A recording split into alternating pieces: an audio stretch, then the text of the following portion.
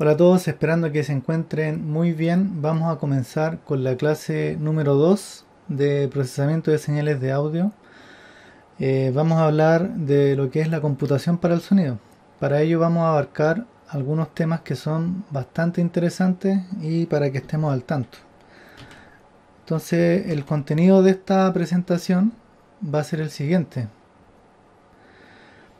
Vamos a hablar un poco de lo que es el sonido, cómo es el proceso de digitalización, ¿cierto? Para comprender algunos términos importantes, como son, por ejemplo, la frecuencia de muestreo o la cuantificación, ¿cierto? Es importante para poder mejorar lo que es la calidad del audio o entender cuáles son las distintas calidades que hay.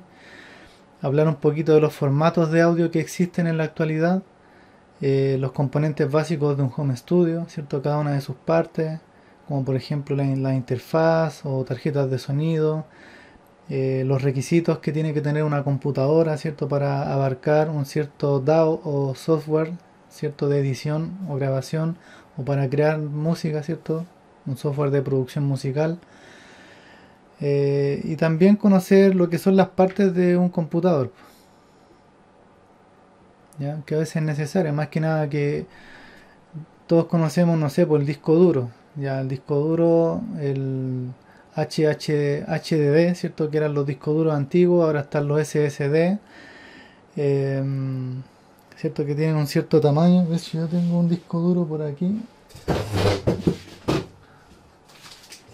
por ejemplo este sería un disco duro SSD, pero actualmente hay otros discos duros que son PCI Express, que son mucho más rápidos. Entonces vamos a abarcar ahí un poquito de eso, de lo que es la memoria RAM necesaria, qué significa, algunas cosas que a lo mejor no conocemos. Entonces, miren, partamos pues con esto.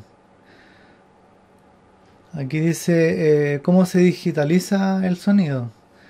¿Ya? Dice, el proceso consiste en tomar muestras de la onda de sonido a una determinada frecuencia y traducir el nivel sonoro de cada momento en su equivalente binario. ¿Ya? Bueno, ustedes saben que el sonido, ¿cierto? Se transmite por el aire en primera instancia, ¿ya? En forma acústica. Posteriormente, ¿cierto? Llega al micrófono. El micrófono hace una transformación ya acústica eléctrica, ¿cierto? Ya hay un nivel de voltaje que va variando, ¿cierto? Según el nivel de presión o según la frecuencia también. Entonces, lo que hace el conversor es digitalizar o tomar los valores de voltaje y transformarlos a un número binario, ¿ya? Principalmente eso es lo que hace. Entonces se puede decir que se toman fotografías del sonido, o sea, que en cada instante de tiempo, en un cierto instante de tiempo, se toman estos valores, ¿ya? Entonces vamos tomando muestras a muestras el sonido, y ese valor de muestra, que equivale a una energía, ¿cierto? Se traduce a un número. Em, y eso se almacena en un archivo, ¿sí? Entonces acá ustedes pueden ver la onda. La onda podríamos decir acústica, supongamos, o eléctrica, ¿cierto? Que es de manera continua en el tiempo. Después hay un clock, ¿cierto? No sé, por la interfaz o la tarjeta de sonido, que va tomando la muestra cada cierto tiempo, ¿cierto? Entonces eso se llama periodo de muestreo, ¿cierto? Entonces si sabemos el periodo, ya podemos saber cuál es la frecuencia, cuántas muestras por segundo se están tomando. Eh, bueno, ¿no? Ustedes conocen probablemente las frecuencias típicas de muestreo del sonido digital, que son 44.1, 48 kHz, ¿cierto? 96, y así pues hay hasta 192 kHz según la calidad de la interfaz, ¿cierto? Hay interfaces que soportan ciertas velocidades. Entonces, mientras mayor velocidad tenga la interfaz de audio, mejor va a ser la calidad, ¿cierto? Del sonido que se grabe. Entonces acá miren, hay otra imagen más abajo. eh, Dice señal digital convertida. ¿Ya? Entonces acá esta forma media cuadrada es como realmente queda el sonido digital, solamente que para poder verlo habría que hacerle un zoom muy grande. Si es que estamos viendo una señal, por ejemplo, de 16 bits de cuantificación, ¿ya? Si vemos tal vez una señal de 8 o de 4 bits, lo más probable es que veamos esas señales cuadradas. Entonces, esto más que nada tiene que ver con la resolución que va a tener la señal. Entonces, mientras más resolución tenga, menor va a ser el ruido, ¿ya? Si la resolución es baja, mayor va a ser el ruido. Esto se llama ruido de cuantificación o ruido digital, ¿ya? Entonces, el ruido digital es audible, ¿ya? Y para eso se utilizan ciertos ruidos de espectro amplio para poder, podríamos decir, enmascarar ese ruido. ¿Ya? Entonces, más que nada es para que se entienda pues, cómo se transforma la señal, cómo se muestrea, cómo queda realmente, ya con sus valores análogos y cómo queda con sus valores digitales. ¿Ya? Y estos valores digitales ya se pueden almacenar en una memoria. Entonces, eso en primera instancia. Acá, por ejemplo, podemos ver otra imagen más gráfica de qué es lo que está sucediendo, ¿cierto? Esta señal sería la señal análoga. Este sería el proceso de digitalización. Si se fijan, es como una matriz que va a tener más o menos cuadraditos. Lo podemos imaginar como los píxeles, ¿cierto? Aquí, no sé, pues tenemos menos píxeles, por ende, estas señales van a quedar a una resolución mucho más baja, ¿ya? Esta sería ya la onda digitalizada. Esto es lo que nosotros escuchamos cuando estamos escuchando alguna música de internet o de YouTube o no sé, pues, de plataforma de audio en línea. Eso, entonces aquí, si se dan cuenta, esta, podríamos decir, rejilla es súper importante para nosotros, pues definir la calidad del audio final. Entonces, mientras más cantidad de bits, mayor cantidad, podríamos decir, o sea, mayor cantidad de espacios, o si lo hacemos análogamente a los píxeles, mayor cantidad de píxeles va a tener, ¿cierto? Igual lo mismo pasa con la imagen, pues. La imagen, mientras más cantidad de bits tenga, más definida se va a ver, ¿ya? De mejor calidad se va a ver. Y si es de menor resolución, ¿cierto? Entonces vamos a ver la imagen como media cuadrada. No sé si se han dado cuenta, cuando hacen mucho zoom, pueden ver los cuadraditos, ¿cierto? De la imagen. Bueno, exactamente lo mismo pasa con el sonido, ¿ya? Entonces, todos estos valores en una cierta escala que tiene límites, ¿cierto? Y ahí viene la saturación digital. Cuando yo me paso de esa escala, ¿cierto? Ya no puedo más allá y la señal se quema, ya no sirve, ¿ya? Entonces es mucho más peligroso también, hablando de eso, la saturación digital que la saturación análoga, ¿ya? Porque ahí principalmente más allá no hay nada, ¿ya? En cambio en la análoga, más allá, bueno, hay algo, está más distorsionado tal vez, pero no se corta abruptamente como en la parte digital. Entonces hay que tener mucho más cuidado a la hora de trabajar con audio digital. Bueno, ¿qué más tenemos acá? Esto sería como la conversión análogo-digital, ¿ya? Después cuando se almacena en la computadora y nosotros queremos escuchar, es el proceso contrario, que se llamaría digital análogo. Entonces de la serie de números, ¿cierto? Que primero eran binarios, después se transformaron a números, podríamos decir, análogos, para darle la altura a cada una de estas, ¿cierto? De estas amplitudes digitales, para posteriormente ser transformada, ¿cierto? A una señal ya que parece continua. ¿Ya? Aquí dice es una onda filtrada. ¿Ya? Obviamente también el, el sonido digital hay que filtrarlo. Cada vez que nosotros escuchamos, estamos escuchando una señal que está pasando por un filtro, ¿ya? Y generalmente es un filtro paso bajo para poder evitar lo que se llama el aliasing, ¿ya? Que son frecuencias fantasma que ocurren al muestrear algo. Eso lo podríamos hacer análogamente, una idea, lo que sucede por ejemplo con un helicóptero, ya cuando hay una cámara, cierto, que tiene una cierta cantidad de cuadros por segundo. Entonces si el helicóptero cada vuelta de la hélice calza con esta frecuencia de fotograma. Entonces nosotros vamos a ver que la hélice puede que vaya más lento o puede que vaya en reversa, ¿cierto? Entonces eso es alias. Podríamos decir que son frecuencias fantasmas que no existen y que nosotros las estaríamos escuchando. Entonces cada vez que se muestrea algo, se digitaliza, va a existir el alias. Y para poder evitarlo, ¿cierto? Se utilizan filtros. ¿Ya? Es independiente la cantidad de frecuencia de muestreo, por ejemplo, que se utilice, o la cantidad de bits que se utilice, siempre va a existir el alias. ¿Ya? Entonces, mientras mayor sea la frecuencia de muestreo, por ejemplo, las frecuencias de alias van a venir desde tal vez frecuencias más altas. Pero de igual forma, el filtro que se utiliza, para que entiendan un poco, si la frecuencia de muestreo es baja, entonces, o está al límite de lo que es el rango auditivo, el filtro pasabajo que se utiliza tiene una pendiente muy abrupta.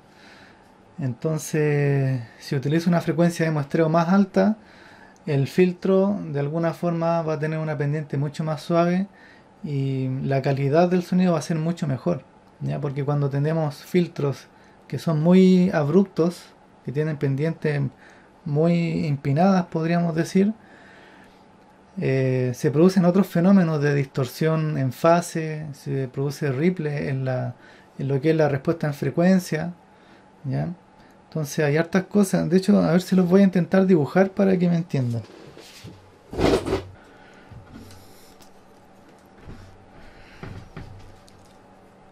Bueno, entonces aquí les explico un poco.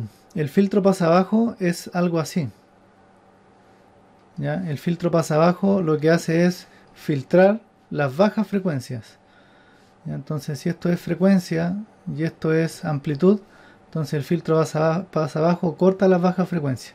Entonces, lo que yo les hablaba, un filtro ideal, por ejemplo, es un filtro así. Entonces, lograr este filtro es complicado, ¿cierto? Porque esta pendiente abrupta genera ciertas, podríamos decir, ¿cómo se dice esto?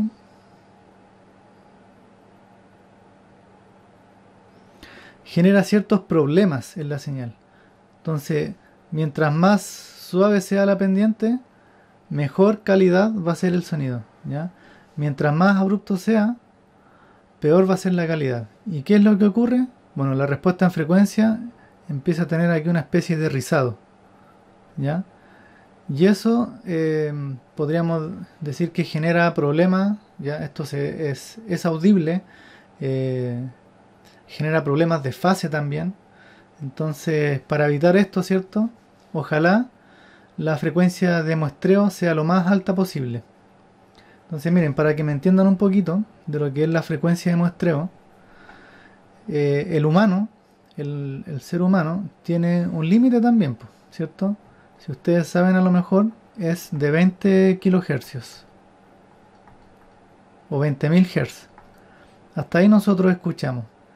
Entonces, el teorema de Nyquist lo que dice es que para poder muestrear una señal al rango máximo auditivo, esta tiene que estar al doble de la frecuencia máxima, ¿ya? Eso es lo que dice el teorema de Nyquist.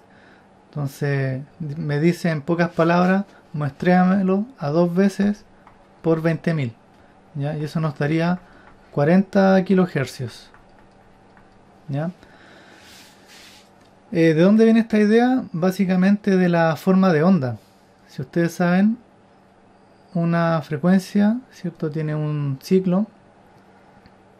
Entonces, para yo poder, el mínimo de muestras que yo requiero para poder obtener o reconstruir esta señal, podríamos decir en pocas palabras que son el peak máximo y el peak mínimo. Entonces, si yo tengo, supongamos que esta frecuencia es de 1 hercios, entonces necesito hacer 2 muestras, ¿se entiende? Entonces, si yo tengo 10 hercios, voy a tener el doble, ¿ya? 20 muestras. Si tengo 20.000 hercios, entonces necesito 40.000 muestras, ¿ya? De ahí viene este valor. Pero nosotros el valor típico que conocemos es el 44.1, ¿cierto? 44.1 kHz, que es la mayoría de las señales de audio. Entonces, ¿a qué se debe este 44.1? Lo que pasa es que un filtro ideal no puede ser, ¿ya? Entonces, ¿qué es lo que hace? Hay un filtro digital que se trata de aproximar, ¿ya? A esta... Lo vamos a dibujar aquí con otro color. El filtro lo que hace aquí, por ejemplo, en este punto crítico. Voy a dibujar aquí una línea. El filtro no puede ser así, con pendiente infinita. Es imposible hacerlo. Entonces el filtro tiene que tener una cierta pendiente ahí, por decir de alguna forma. ¿Ya? Entonces esa pendiente se pasa más de los 20 kHz. Es por eso que me está diciendo que el filtro va a llegar hasta la mitad de 44.1, que serían 22.050 Hz. ¿Ya? Y es por el tema de la pendiente natural que tiene el filtro. A pesar de ello, este filtro igual genera distorsión en fase, ¿ya? Igual va a generar tal vez un tanto de rizado que no es tan perceptible, pero de alguna forma la calidad del sonido baja, ¿ya? Es por eso que se dice que mejor aumentar la frecuencia, ¿cierto? Tenemos 48 kHz, tenemos 96, ¿cierto? Hasta llegar a 192, que es como lo máximo que puede trabajar una interfaz de audio, 192 kHz. ¿Qué significa esto?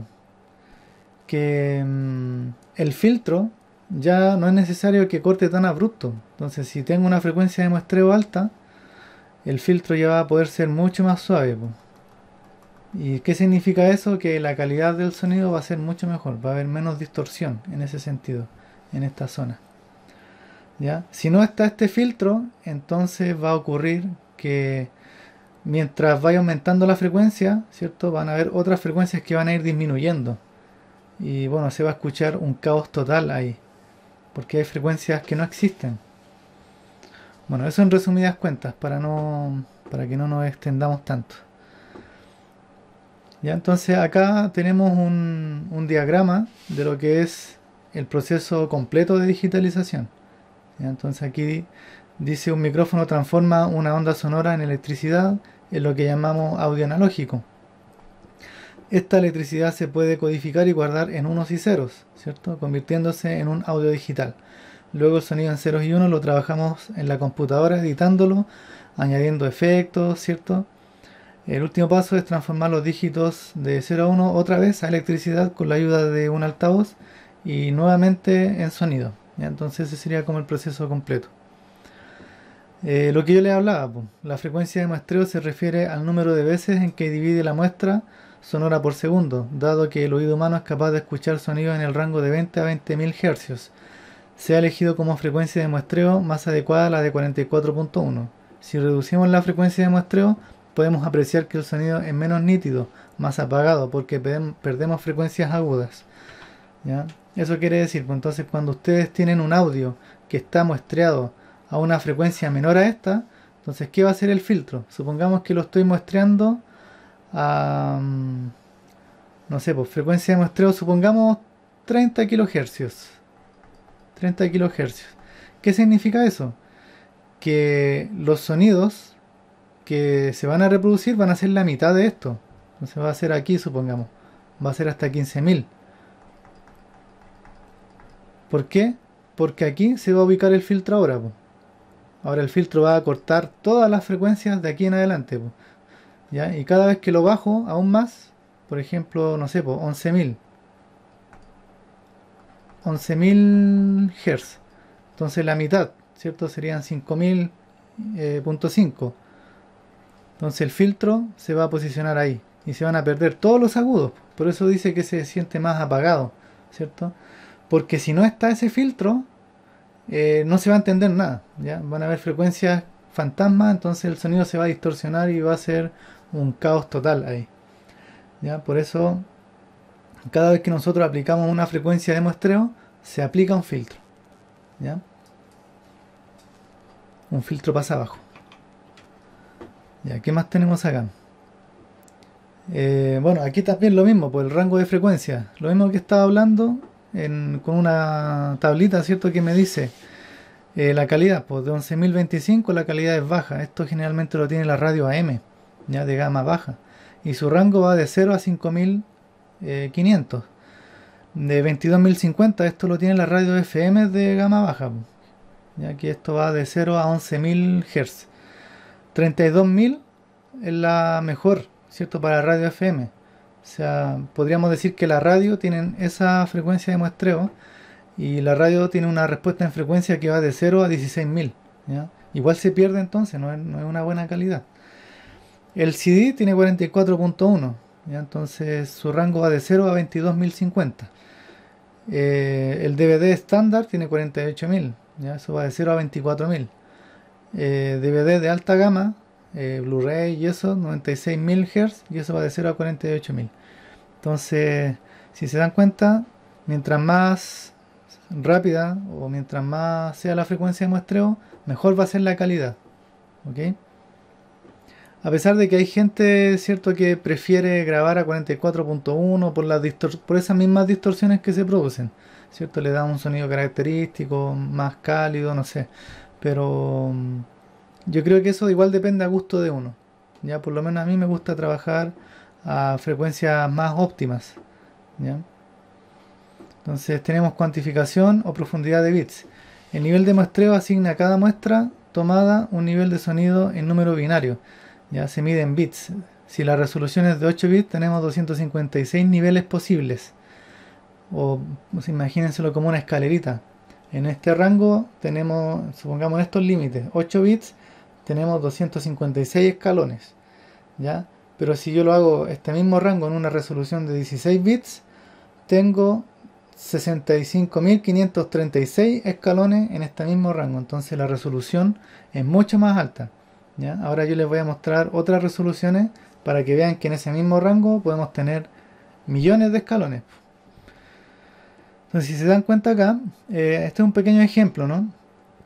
De lo que es el audio original, ¿cierto? La onda continua, los 16 bits, que obviamente no se ven así, ¿cierto? Pero es como la idea.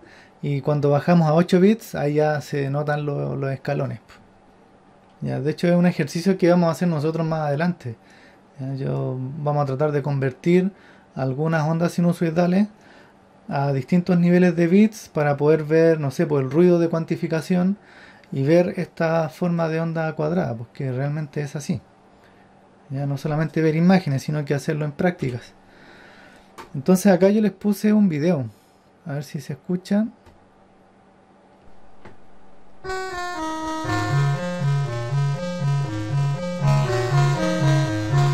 Ya, entonces, por ejemplo, estas son dos imágenes de música donde tengo acá música en 8 bits, ¿cierto? Que es típico de los juegos antiguos, del Atari, del Nintendo, Super Nintendo. Y acá, bueno, si bien no es el mismo audio, pero se nota la calidad, ¿no? Esto ya es de 16 bits, de la misma melodía, pero obviamente es otro audio, con otro vocalista. Ahí está. Ya, entonces esa sería como la calidad de audio que nosotros comúnmente escuchamos. ¿Ya? Ya, nosotros comúnmente escuchamos 16 bits. Entonces cuando ustedes ya tengan una interfaz van a grabar, no sé, pues a 24 bits, a 32 bits y así, porque tal vez quién sabe en un futuro esto siga en aumento. Pero con eso ya es más que suficiente. Entonces, por ejemplo, acá yo tengo una tablita del rango dinámico. ¿De qué influye la cantidad de bits en el rango dinámico? Por ejemplo, 8 bits que se utiliza en telefonía tiene 256 valores en amplitud, como yo le decía, en ese rango, y en decibeles equivale a 48 decibeles. ¿Ya? 16 bits tiene 65.536 valores y en rango dinámico en decibeles equivale a 96 decibeles. Para que ustedes se hagan una idea, nosotros escuchamos, o sea, de una manera adecuada, desde 0 a 110, 120, ¿ya? De 120 para arriba ya es dolor, ¿cierto? Nosotros escuchamos sonidos muy fuertes hasta que llega un punto en que ya nuestro tímpano duele y incluso puede llegar a romperse, ¿cierto? Si hablamos de 140 a 150 decibeles para arriba. Entonces, si se dan cuenta, 16 bits no es suficiente po, para nuestro rango normal. Po. Pero 24 bits sí. 24 bits sí puede abarcar ese rango dinámico de 144 decibeles, ¿cierto? Y ni hablar de 32 bits, que sería como lo óptimo. Entonces, fíjense, 24 bits son 16.777.216 escalones, como yo les explicaba, en ese mismo rango. Y 32 bits serían 4.000 millones. 4.000 millones 294 millones 967.266. ¿Ya?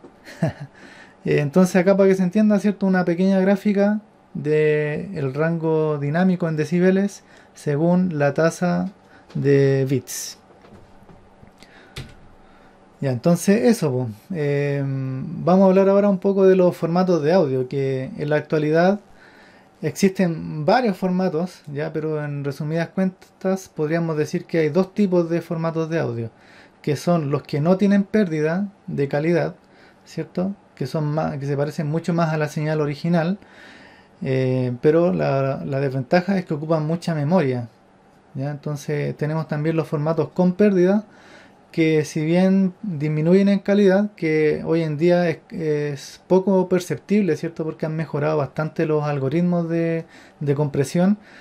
Entonces, dependiendo, ¿no? del formato que estemos utilizando, por ejemplo, el MP3, si utilizamos una baja tasa de transferencia, ¿cierto? O kbps, kilobytes por segundo, si es muy bajo, entonces sí se notan, sobre todo en la frecuencia alta, cuando escuchamos los platillos de la batería, se nota la baja calidad. Pero si utilizamos, no sé, pues 320 kbps en lo que es el MP3, ¿cierto? Entonces se escucha normal, no se siente la diferencia tanto eh, como en un kbps bajo. ¿Ya? Entonces eso, po, pero ocupa mucho menos espacio, po. Entonces por eso el MP3 es como uno de los formatos más utilizados universalmente. ¿Ya? Eso no quiere decir que es la mejor calidad. Lamentablemente eso siempre sucede, ¿cierto? Que por ser más, tal vez más económico, ocupar menos espacio, por un tema de marketing, ¿cierto? Algunas cosas se hacen más conocidas, pero no quiere decir que son las mejores. Entonces, les hablo un poco de los formatos sin compresión, que son el CDA o Compact Disc Audio. ¿Ya? Es el formato nativo de los discos compactos, ¿cierto? Que tienen una frecuencia de muestreo de 44.1 kHz y 16 bits de cuantificación, y en dos canales.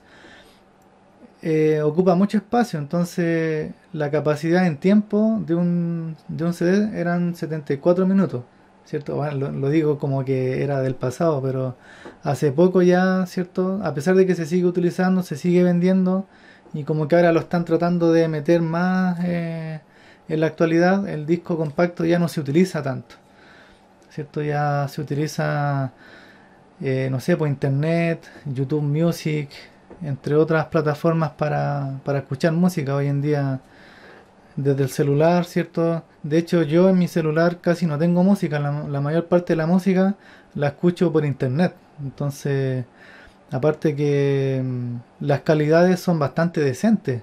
Ya prefiero escuchar la música de, no sé, pues de YouTube Music que tener un MP3 que me haga perder la calidad. Ya, entonces ya ni siquiera tengo música en mi computadora, nada, toda la música la escucho de internet. Entonces, bueno, acá tenemos otro formato para seguir. El WAV, ¿cierto? Que es el más conocido, el que más se utiliza, sobre todo para las grabaciones profesionales, para editar, ¿ya? Esto fue creado, imagínense, en el año 87 por Microsoft. WAV desciende de la palabra wave, ¿cierto? Que significa onda, síntesis de ondas del sonido real. ¿Ya? Este formato de audio es de muy alta calidad y es el más universal, que se utiliza casi en todas las producciones, sobre todo en Windows, ¿cierto? Pero si nos pasamos a Mac o a Apple, tenemos el formato AIF, que significa Audio Interchange Format File, que es popular, ¿cierto? Por la marca Apple. Ya tiene una estructura muy similar al WAV. Ya, de hecho es sospechosa la estructura porque es muy parecida. Así, no sé, como que alguien le copió a quién aquí, ¿cierto? Bueno, se sabe que Bill Gates, ¿cierto? Estuvo trabajando para Jobs, ¿cierto? Con Apple, fueron compañeros y después Bill Gates formó su propia empresa que fue Microsoft. Entonces ahí están las sospechas de por qué son tan parecidos tal vez, ¿cierto? Pero la calidad es la misma. O sea, si comparamos la calidad de IVE con WAV, podríamos decir que es casi lo mismo. La estructura puede cambiar un poco, pero es muy parecida entre una y otra. Eh, bueno, y tenemos los formatos con compresión. ¿Qué significa? Que, bueno, a veces pensamos que si está comprimido tiene pérdida. En realidad no. Estos formatos son con compresión, pero no tienen pérdida. Por ejemplo, el formato FLAC o Free Lossless Audio Codec. Es el código sin pérdida más usado, es una buena opción para almacenar música sin perder calidad. O sea, esto ya es como para los audiófilos, ¿cierto? Que quieren escuchar su música con la mejor calidad posible. ¿No? Entonces, como una de las opciones, para no ocupar tanto espacio, si es que no quiero guardar toda la música en WAP, ¿cierto? Porque es mucho espacio el que se tendría que utilizar. Está el Apple Lossless, que es el Apple sin pérdidas, también conocido como ALAC, es similar al FLAC, pero su compresión, bueno, está hecho por Apple, pero no es tan eficiente, ya como FLAC. Pero podríamos decir que es más conocida porque se utiliza y es compatible con iTunes y el sistema iOS. APE, este no es tan conocido. También es un archivo de alta compresión sin pérdida. ¿Ya? La calidad es la misma que el FLAC y el ALAC. Y otro archivo sin pérdida, pero no es compatible con la mayoría de los reproductores. Entonces, por contraparte, hace que el procesador también trabaje más para poder decodificar esta compresión. ¿Ya? Entonces, por eso no es tan conocido. Pues, aparte que no es compatible con algunos reproductores, entonces no es tan compatible, pues, ¿cierto? Ape, ¿quién lo conoce? Casi nadie. Pero puede llegar a ser muy eficiente en la cantidad que comprime, ¿cierto? Comprime más, pero se demora más en decodificar. Y acá tenemos los formatos con pérdida, ¿cierto? El más conocido de todos, el que todavía sigue vigente y se utiliza harto, es el MP3, ¿ya? O MPEG Audio Layer 3. Para abreviar, es el formato con pérdida más común, no es el formato más eficiente de todos, como les dije, pero es sin duda el más compatible, ¿ya? En casi todos los dispositivos.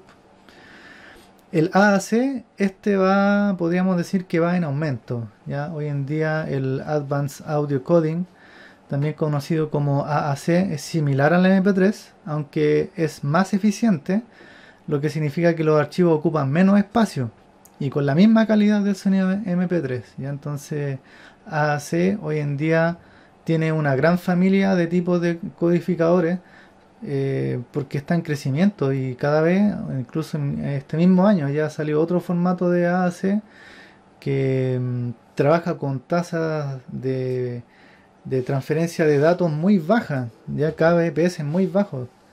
Yo le hablaba, no sé, pues de 320 kbps, esto ya estamos hablando de 20 kbps con una calidad bastante decente, entonces yo creo que este va a ser como el formato ya del futuro. De hecho, se utiliza hoy en día en lo que es la televisión digital, por ejemplo, y hay varias plataformas en internet que están utilizando AAC, ¿ya?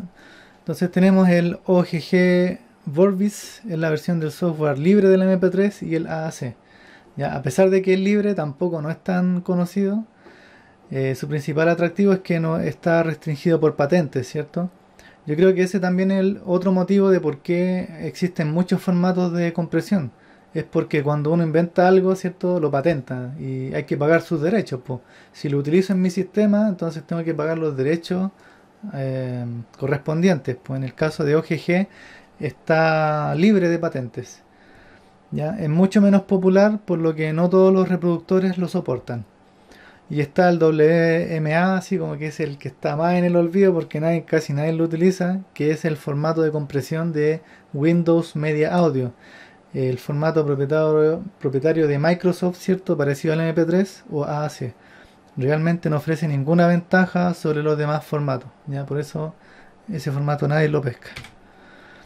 Bueno, acá les quise poner una imagen de lo que sucede en la actualidad con respecto al formato AAC.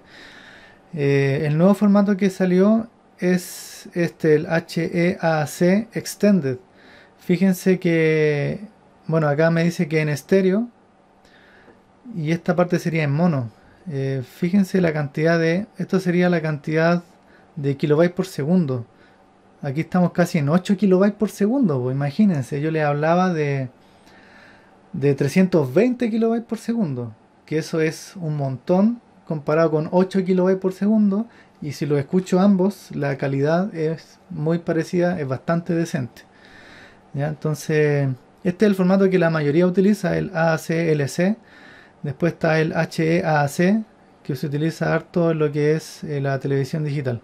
El nuevo formato de HEAC versión 2, ¿cierto? Si los comparamos, podríamos decir que, bueno, casi todos ya a un kbps alto, casi todos podríamos decir que llegan al mismo nivel, pero cuando estamos hablando de niveles bajos, por ejemplo, el HEAC no funciona a bitrates altos, ¿ya? Solamente son eficientes para kbps bajos, ¿ya? ¿Se entiende?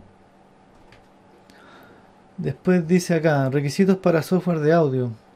Bueno, pasando a otro tema, ¿cierto? Todos los software, ya sea de audio u otra área, tienen exigencias mínimas y óptimas para funcionar en un computador. Entonces vamos a ver algún ejemplo para poder entender qué significa esta exigencia. ¿Ya? Eso es imprescindible, ¿cierto? Para cuando yo quiera instalar algún software o algún sistema, ver cuáles son las exigencias mínimas para tener un computador óptimo y no tenga problemas a la hora de estar trabajando, pues. Esa es la idea. Entonces, por ejemplo, acá yo busqué en internet, pues, Ableton Live, que es un programa, ¿cierto?, para crear música electrónica, principalmente, o tocar música electrónica en vivo. Entonces, acá yo estoy viendo los requisitos mínimos que podría tener una computadora, por lo menos en Windows, ¿cierto? En Mac también tiene sus requisitos, o en Linux, pero, bueno, no sé si en Linux, pero, por ejemplo, para Windows, esto es compatible con Windows 7, Windows 8, Windows 10, ¿cierto? El sistema operativo. Y dice todo en 64 bits. Entonces la idea es que ahora veamos esto y después vayamos por parte viendo qué significa cada una de estas cosas. Por ejemplo, ¿qué significa 64 bits? ¿Ya? Dice microprocesador multinúcleo de 64 bits Intel Core o AMD. La propia Ableton recomienda el chip de Intel Core. Necesita 4 GB de memoria RAM. Ableton recomienda 8 GB o más. La resolución mínima de pantalla es de 1366 por 768 puntos y recomienda una interfaz de audio o hardware compatible con ASIO para el soporte de Ableton Link, también para una ejecución óptima en el audio. ¿Ya? Entonces vamos a ir viendo por partes, ¿cierto?, qué significa cada una de estas recomendaciones y, bueno, poder trabajar en las condiciones óptimas. Entonces, ¿qué significa lo que es 32 bits y 64 bits? Eso está ligado con el procesador, ¿ya? ¿Cuáles van a ser la cantidad de datos que va a tomar el procesador para, bueno, valga la redundancia, procesarlos? Entonces, se refiere al tipo de unidad central del proceso de CPU del sistema operativo. Los drivers, el software, todos tienen que ser compatibles con 64 bits. Entonces, lo más probable es que a ustedes les ha pasado, ¿no?, que cuando instalan algo, les pregunta 32 o 64 para que sea compatible. Entonces, todos ellos utilizan una misma arquitectura. En resumen, no almacena datos en piezas de 32 bits, mientras que el otro lo hace en piezas de 64. Entonces, ¿qué significa esto? Que puede trabajar con, podríamos decir, palabras más grandes en un mismo tiempo. Entonces, en otras palabras, puede hacer más en menos tiempo, ¿ya? Hoy en día, la mayoría de las computadoras utilizan ya 64 bits. 32 bits ya son para computadoras más antiguas, a pesar de que todavía sigue vigente. Bueno, el procesador. Creo que ustedes conocen las marcas, ¿cierto? Tenemos procesadores AMD. Aquí yo puse un ejemplo de Intel. El Core i7, por ejemplo, el Core i9, que es la última versión, el Core i5, Core i7. Yo, por ejemplo, tengo instalado un procesador Intel de Xeon. Es un procesador que puede tener incluso mucha mayor capacidad que un Core i7, pero son mucho más baratos. Yo me compré uno, de hecho yo tengo una placa madre que es china y tiene doble procesador de Xeon. Y cada procesador, no sé, pues debe costar unos $50, a diferencia de un Core i7 a un Core i9 que puede llegar a costar, no sé, pues, acá en Chile 700, $800. Entonces la diferencia es abismante para lo que se puede hacer. ¿Ya? Entonces eso, pues.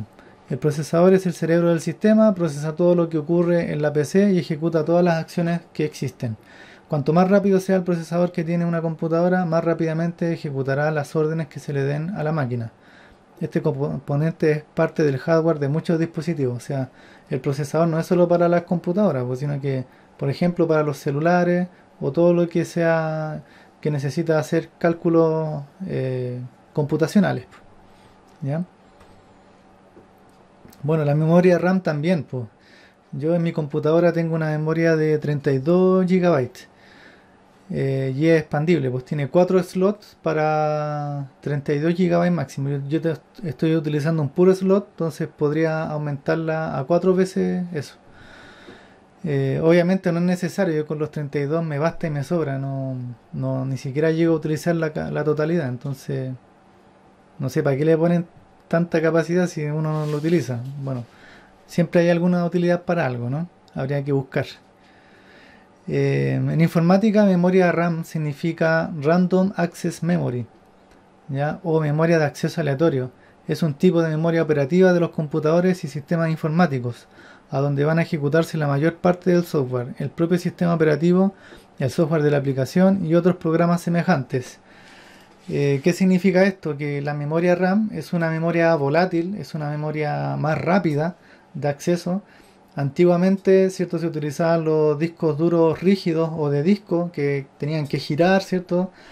Bueno, hoy en día se siguen utilizando, pero son mucho más lentos. Entonces, un programa instalado en el, no sé, pues en el disco duro rígido es más, va a funcionar mucho más lento, pues. Entonces, cuando teníamos poca capacidad en la memoria RAM, la computadora tenía que ir a utilizar espacio del disco duro y ahí los programas se volvían pero lentísimos.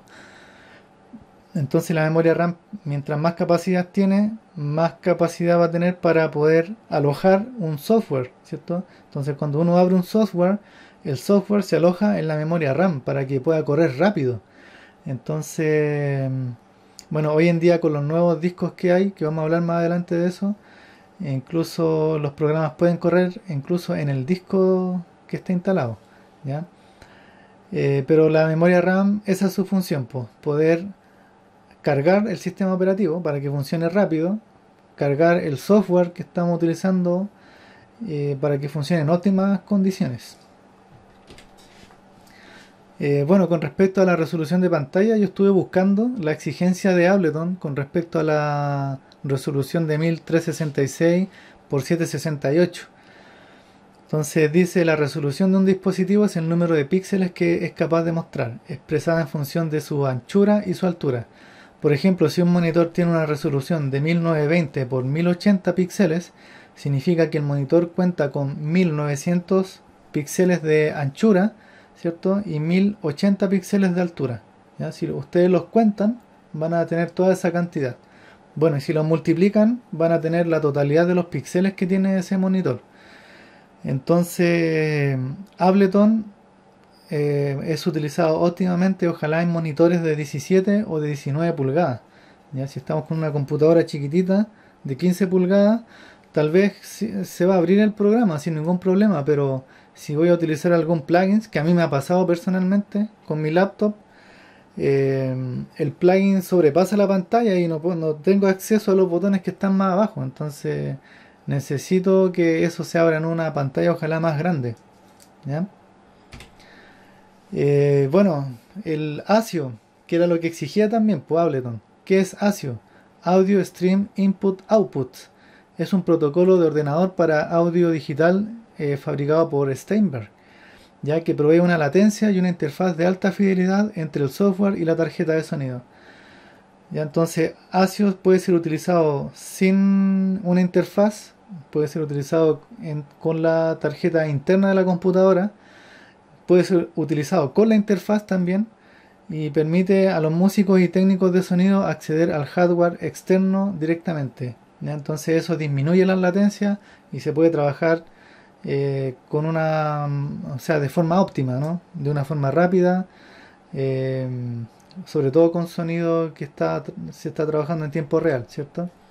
Bueno, esto lo vamos a ver en la siguiente clase en más detalle, pero miren, yo les explico acá que en la configuración de dispositivos de Cubase, por ejemplo, tenemos ciertos controladores que podemos utilizar de distintas marcas, dependiendo de la interfaz que instalemos también, hay controladores dedicados. Y cada uno de estos controladores va a tener una latencia de entrada, ¿cierto? Que es lo que hace el sonido de transformarse en análogo a digital. Ese es el tiempo que demora, ¿cierto? Entonces eso dura 20 milisegundos, tiene un tiempo. Y viceversa, pues cuando yo pongo play y quiero escuchar eso, lo digital se tiene que transformar a análogo y se tarda 20 milisegundos también.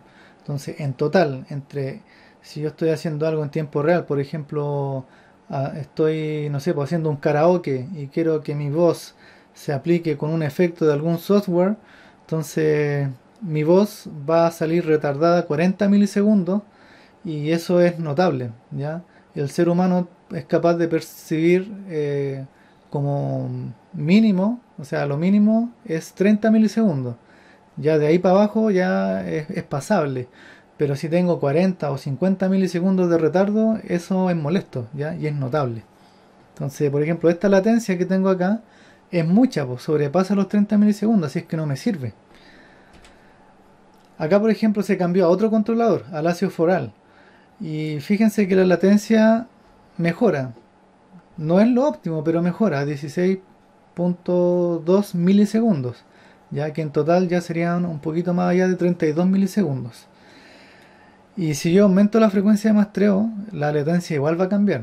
Si yo aumento los software que estoy utilizando, los plugins o los instrumentos virtuales, la latencia también varía porque depende de las características de la computadora.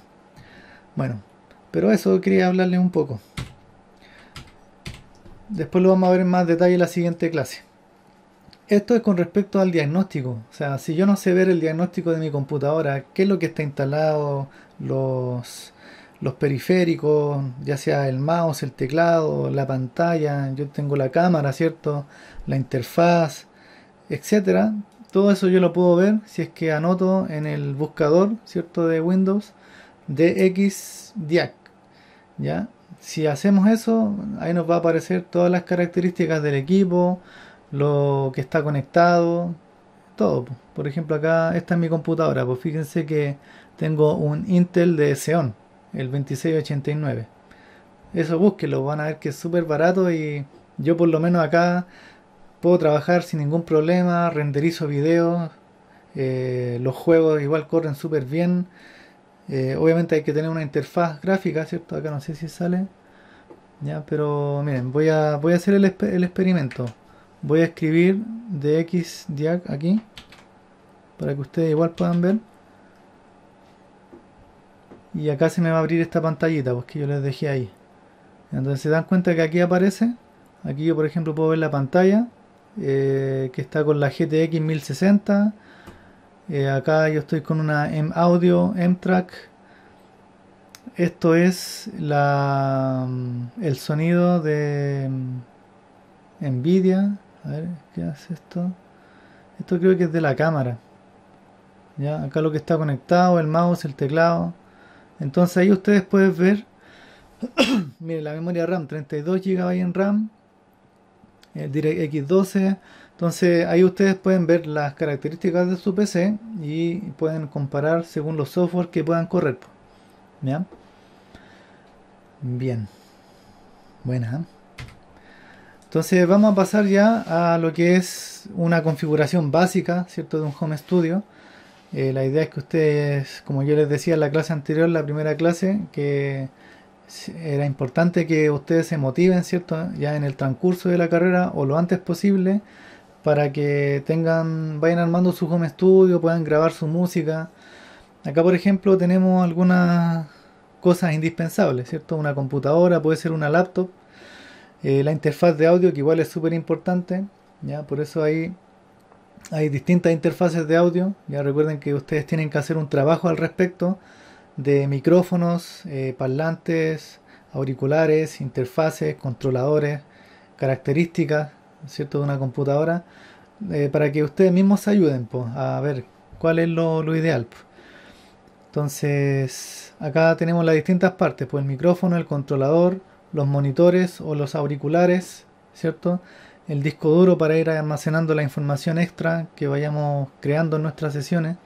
Y bueno, más adelante vamos a ir viendo cada una de estas partes.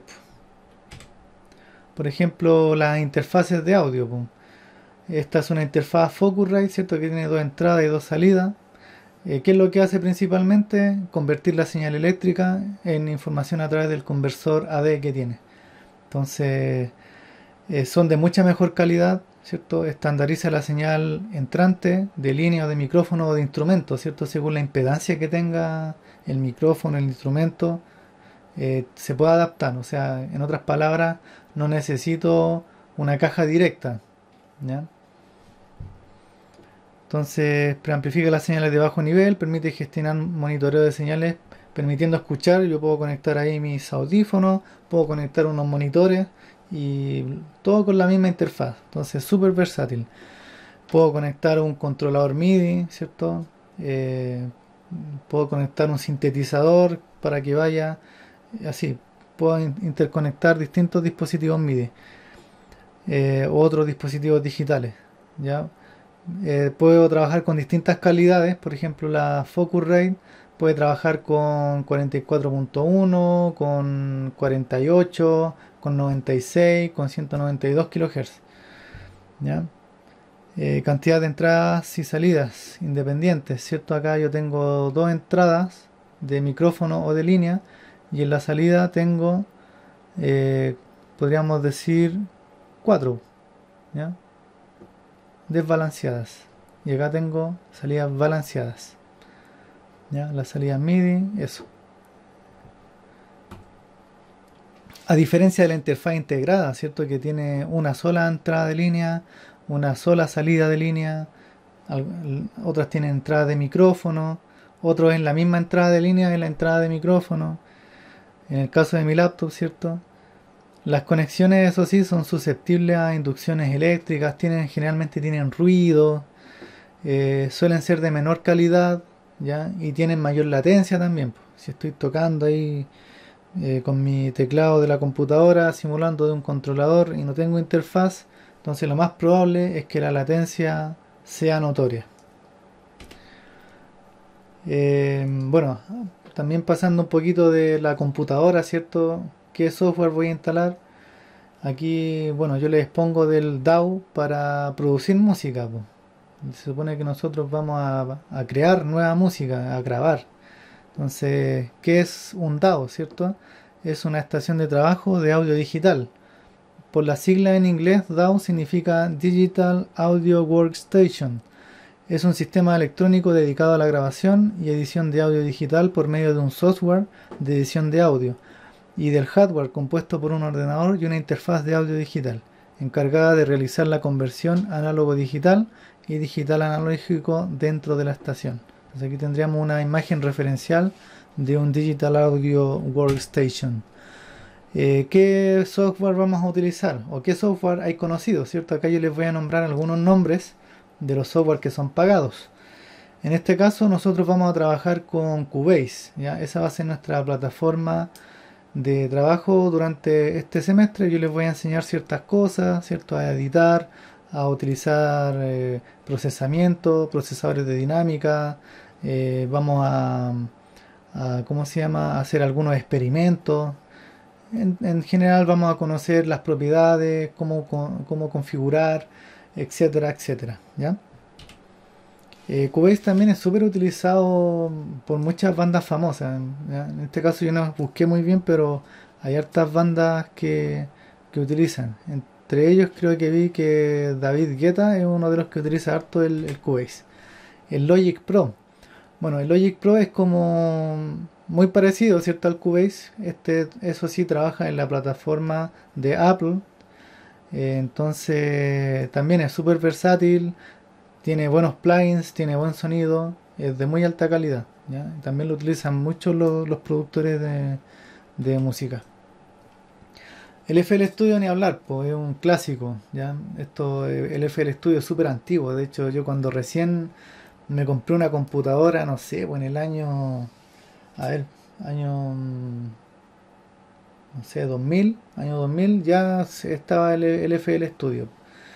Entonces es un programa que ha venido actualizándose desde hace mucho tiempo y es súper versátil para la creación de música, crear samples, tiene buenos plugins. eh, Tal vez no es el más eficiente, ¿cierto? Porque hay que tener una buena computadora para poder correrlo sin que tenga mucha latencia, pero es un software ideal para crear música de todos los estilos. Sobre todo, no sé, po, reggaetón, trap, música electrónica, ya todo se puede hacer aquí en esta plataforma. Súper buena. Pro Tools, bueno, Pro Tools podríamos decir que es un sistema que profesional, que lo ocupan cierto los ingenieros en sonido, en los estudios de grabación. Muchas bandas famosas utilizan Pro Tools. Eh, Se podría decir que también es una plataforma que requiere estudiarla, ¿cierto? Porque no es tan intuitiva como, no sé, por el Cubase o otros software que son mucho más intuitivos, más fáciles, como el FL igual. Este no, es un poquito más tosco, pero es una calidad, ¿cierto? Profesional que lo utilizan muchas bandas. ¿Ya? Entre ellas está Daft Punk, no sé, pues está. ¿Cómo se dice? Esta banda. Se me olvidan los nombres de las bandas musicales. Pero la mayoría, acá en Chile, harto se utiliza. ¿Ya? Bueno, ahí en algún momento me voy a acordar. Bueno, Ableton Live también, pues una plataforma más que nada para la música electrónica. ¿Ya? La mayor parte de los productores son gente que hace música electrónica en vivo. No sé, pues ahí está Skrillex, entre otras. ¿Ya? Bueno, hablando un poquito de los monitores. Bueno, lo ideal es que el monitor de estudio, ¿cierto?, tenga una respuesta en frecuencia lo más plana posible para que la señal sea lo más fidedigna posible. Nos sirve cualquier parlante. Claro, podemos tener referencias. De hecho, yo mismo cuando hacía música tenía el parlante, el equipo de mi casa, ponía los parlantes ahí, pero en realidad su respuesta en frecuencia no es la óptima, ¿cierto?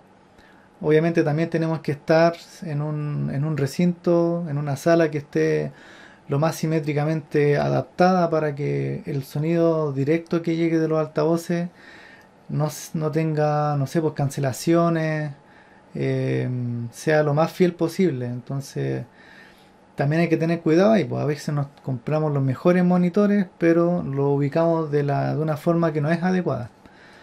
¿Ya? Entonces el objetivo principal, más que nada, como puse esta gráfica acá, es que tenga una respuesta óptima. ¿Ya? Acá como vemos algunos conectores que pueden utilizarse, que son los desbalanceados o unbalance de un cuarto de pulgada, que serían estos, los balanceados de un cuarto de pulgada, ¿cierto? Que son como los estéreos, que también se dice, y los XLR, ¿ya? Que también son los más utilizados, que tienen tres pines. Tienen tres pines, ¿y por qué este tiene cuatro pines? Uno, dos, tres, cuatro. Ah, bueno, un error ahí tal vez. Pero tienen tres pines. Bueno, lo otro también de los componentes de la computadora, pues, que serían los discos duros. Están los discos SSD, ¿cierto? De estado sólido, y los HDD, ¿cierto? Que son los discos que giran, ¿cierto? Que serían estos de acá, que son mucho más lentos. Entonces aquí yo quise hacer esta tablita que muestra las capacidades de cada uno, ¿cierto? Por ejemplo, los SSD va desde lo incluso menos. Yo he visto desde 60, 64 GB hacia adelante. ¿Ya? Lo único malo es que son caros, ¿cierto? El HDD actualmente, no sé, pues puede ir de 1 a 10 terabytes, puede guardar mucha información. El problema es que son más lentos. Bueno, el consumo, el SSD consume mucho menos, ¿cierto? Porque el HDD tiene que girar estos discos y necesita mayor energía, ¿cierto? El costo, el SSD, eso sí, lo malo que es mucho más caro, el HDD es más económico, el SSD es mucho más silencioso que el HDD. Este no genera vibraciones, el SSD, a diferencia del HDD, que el típico sonido cuando empieza a girar el disco, ¿cierto? Se siente, ¿ya? No necesita fragmentación el SSD, a diferencia del HDD, que para que ande mejor se fragmenta, ¿cierto? Yo me acuerdo, antiguamente las computadoras pasaba fragmentándolas para que pudieran andar de manera decente, pero hoy en día ya no es necesario. La durabilidad, sus celdas pueden reescribirse un número limitado de veces. Buen detalle ahí, dependiendo de la marca también. Con partes mecánicas puede dañarse con movimientos. Claro, el SSD se te cae y ya queda dañado, po. O sea, va a funcionar, pero de repente va a llegar un momento en que va a tirar un error, pantallazo, ¿cierto? Pantallazo azul. Tiempo de arranque, el SSD 7 segundos de arranque, a diferencia del HDD que son 16 segundos aproximados. La transferencia de datos puede ir entre 200 y 550 megas por segundo. Megabytes, ¿cierto? Y el HDD va de 50 a 150 megabytes, o sea, igual es harta diferencia. Afectado por el magnetismo, el SSD no. El HDD sí es afectado, o sea, si yo le acerco un imán, lo más probable es que los datos se borren, se cambien, ¿cierto? Porque esto funciona con imanes. Bueno, en la actualidad, ¿cierto? Hay SSDs de otro tipo, que son los SSD de PCI Express o los M.2, ¿ya? Que serían los de acá. ¿Cuál es la diferencia? Bueno, los dos son bien parecidos. El PCI Express es así larguito, como una memoria RAM, y que tiene esta forma, tiene una hondura aquí, tiene una sola, a diferencia del M.2, ya que tiene dos ranuras. ¿Ya? Los dos son chiquitos, tienen un precio que va, son un poquito más caros que los SSD, incluso andan por ahí en el precio, pero miren la velocidad, 3500 megabytes por segundo, o sea, esta cuestión es una bala, po. Anda súper rápido. O sea, si ustedes quieren tener un sistema óptimo, cómprense uno de estos, ¿ya? Un SSD PCI Express o M.2. El M.2, dependiendo de la, no sé, pues si está en una compu de escritorio, en un notebook, hay de distintos tamaños, pues entonces hay que ver, ¿ya? Igual no todos los notebooks tienen PCI Express, pues. Los PCI Express son los notebooks ahora ya de última generación, que son los más caros, ¿ya? Pero son rapidísimos, los juegos, ni hablar, pues, ¿cierto? Renderizar también, ayuda harto. Con respecto a la interfase, ¿cierto? Hablar un poquito de lo que son las velocidades de transferencia. El USB 2.0 transmite a 480 megabytes por segundo, ¿ya? Es compatible, bueno, con USB 2.0, USB 2.1 y ocupa 2.5 watts de energía. El USB 3.0, bueno, utiliza 9 watts de energía, pero puede transmitir 5 gigabytes por segundo. Firewire, porque algunas interfaces son de este tipo también. Transmite 800 megabytes por segundo, que no es la gran cosa, pero eran las interfaces de la época. Ya ustedes saben que la tecnología avanza súper rápido, así es que la interfaz, incluso Firewire, ya no están saliendo mucho, ¿cierto? Utiliza 45 watts. eSATA también es otra opción, transmite 3 gigabytes por segundo. Bueno, no dice la cantidad de voltaje. Y Thunderbolt, que es como de Apple, ¿cierto? de las interfaces que trabajan con Apple son 10 gigabytes, ¿ah? Es harto por segundo. Y igual hay hartas versiones. Este cuadro no está tan actualizado. Ya habría que investigar cómo va el tema de la velocidad de transferencia. Ya, recuerden que ustedes también tienen una tarea ahí para cumplir, para, para ver qué es lo que sucede en la actualidad. Acá la gráfica, miren, del 2.0 USB, ¿cierto? Fíjense, USB 3.0, que es una gran diferencia, se dio un gran salto aquí. ¿Ya? El SATA, que yo les mostraba acá, 750 de velocidad, bueno, acá dice 3 GB, no sé, este es el SATA 6G, este debe ser otro. Y el Thunderbolt, aquí dice 10 GB y aquí dice 1250 MB por segundo. Bueno, habría que ver de dónde es esta imagen. Pero me interesa eso, más que nada sepamos cuáles son las velocidades aproximadas, ¿ya? Dependiendo de la fuente, tal vez varían ahí un poco los datos, como estoy viendo ahora, me estoy dando cuenta que varían harto los datos. Y los puertos, pues yo creo que es importante también saber los diferentes puertos que hay, reconocerlos, eh, para que estemos al tanto, ¿ya? Aquí tenemos los distintos USB, el tipo A, el tipo B, el mini A, el mini B, ¿cierto? Los de los celulares, de ciertos dispositivos. Estos son los celulares como más antiguos, ¿ya? Estos se utilizan, ¿cierto?, para los controladores MIDI, por ejemplo, o para la impresora. El Firewire, ¿cierto?, tiene esa forma. Dos versiones, ¿cierto? Que esta es mucho más rápida, más actual que esta otra, por ejemplo. Y el Thunderbolt, que es parecido al Firewire, ¿cierto? Pero es muchísimo más rápido. Ya, vamos rápido. Y parece que estamos llegando ya casi al final. Acá, bueno, controladores MIDI, po. Ustedes igual se van a dar cuenta que estos dispositivos son los necesarios para poder crear la música. Estos dispositivos no tienen sonidos, ¿cierto? Lo único que hacen es tener parámetros, perillas, ruedas, teclas para poder ejecutar sonidos que están alojados en algún sistema operativo. Puede ser un celular o puede ser una computadora, ¿ya? Entonces necesitamos un software que nos pueda abrir, no sé, un instrumento virtual y yo pueda ejecutar ese instrumento con mi controlador de una manera óptima, ¿cierto? Porque el teclado de la computadora igual yo lo puedo utilizar como controlador, pero no tiene sensibilidad, por ejemplo, a la velocidad de la tecla, que yo pueda dar una interpretación, no sé, pues de Chopin ahí con un piano. Ustedes saben que eso tiene muchos matices, que en un teclado de PC no lo puedo hacer, ¿cierto?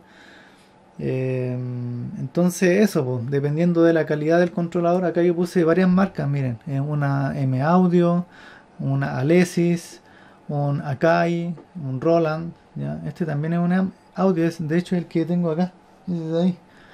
¿Ya? Entonces se puede funcionar con un iPad o con un celular, ¿cierto? Sin necesidad de conectarse a una computadora. Ya puedo utilizar sintetizadores, infinidad, baterías, instrumentos de todo tipo, ¿ya? Instrumentos de viento, de cuerdas, guitarras, bajo, etcétera, etcétera, etcétera. Entonces se puede hacer muchas cosas ahí interesantes. Y eso, pues, espero que les haya servido esta conversación que les estoy haciendo. Más que nada es para que nos introduzcamos un poco más en nuestra área, para que hablemos los mismos términos informáticos, para cuando vean algo, ¿cierto?, se familiaricen más rápido, para que también busquen información nueva, ¿cierto? Yo acá tenía una información que no estaba tan actualizada, voy a tratar de actualizarlo y esta presentación para que ustedes la tengan disponible, ¿cierto? Eso más que nada, pues. Espero que les haya gustado esta presentación y como siempre les voy a dar una pequeña actividad que está bastante interesante. Es que ustedes averigüen cuáles son las características de su computadora y las dejen ahí en un documento, ¿cierto? Para que yo después lo revise, pues. Y averigüen los requisitos de estos programas de Cubase. No sé, pues vean las distintas versiones, está el Cubase 5, el 8, el 9, el 10. Pro Tools, o si no, vean simplemente las últimas versiones, ¿ya? Para que no sea tanto. Pro Tools, cuáles son los requisitos de FL Studio y de Logic Pro. De Ableton ya lo vimos, pues ahí yo lo coloqué, entonces no, no es necesario. Eso, pues espero que les haya gustado y nos vemos en el siguiente video, ¿ya? También, pues cualquier duda que tengan, pueden comentarla, pueden enviarme un correo, ¿ya? Yo en lo menor tiempo posible voy a tratar de responder para que estemos al tanto y les pueda ayudar lo más rápido posible. Eso, pues, un gustazo y nos vemos en otra oportunidad porque ya es muy tarde. Miren, les muestro la hora que es. Son las 3:40 de la madrugada. Soy un fanático de esta cuestión. Ya, chao.